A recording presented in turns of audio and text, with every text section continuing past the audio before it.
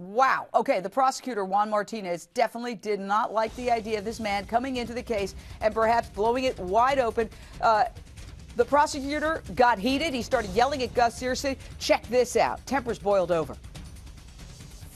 You think he's had contact with the prosecution in the last 3 years? I only know Yes or no? I only know what he's told me. I want to know what you know. Then let me tell you.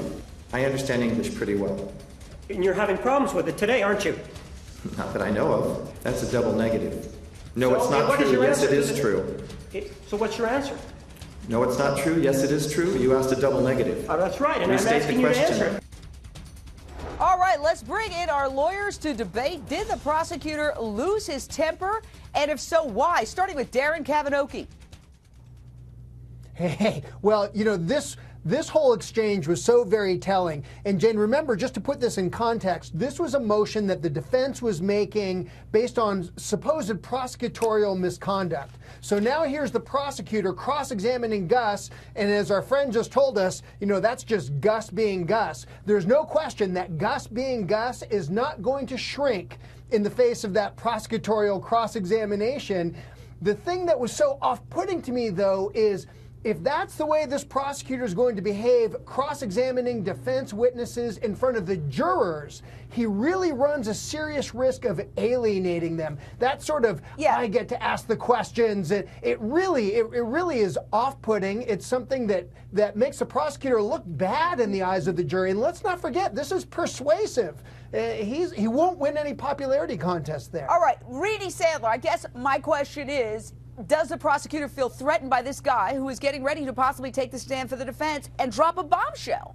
Absolutely. This prosecutor's demeanor today, he is scared about something. He's scared about his case imploding and reasonable doubt, or a lesser included, second-degree murder. So this prosecutor is clearly unhappy and uncomfortable with this witness. Why did this prosecutor not return the call of this witness? Why did he ignore this person? What does this prosecutor not want this witness to say? I'm going to venture to say, Jane, that this witness has something very key to this defense. He knew both people here, the victim and the defendant, and has something to add about the defense in this case, in the sexual relationship and domestic violence.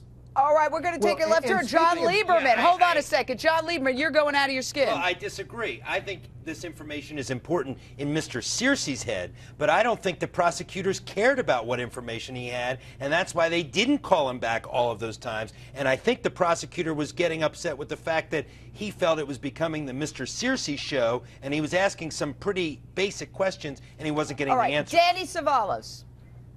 Yeah, John Lieberman's got it right there. I got to tell you, this is not a case of the prosecutor being afraid. What happens, whether you're prosecution or defense, sometimes you get so vested in the facts, so involved in the case that you can't help let that emotion out. And of course, the prosecution up until now thinks they have an open and shut case. So the idea that someone may come in and potentially break open the case is frustrating. I don't necessarily think it means the prosecutor is scared, but it is very easy, and I have sympathy for this prosecutor, that when you know the facts so well and somebody is challenging that in a way that is just opposed to the way you've come to believe what the facts are, it's easy to get emotional, but it's absolutely true that that prosecutor must caution against getting over-emotional. You cannot combat with your witnesses, although it is true, sometimes you have to ask a question that you do not know what the witness will say the answer to, and that's probably what's going on here. When a witness combats with the prosecutor, that can happen. 10 seconds. Here's one other thing. Even if Jodi did meet with him and told him something,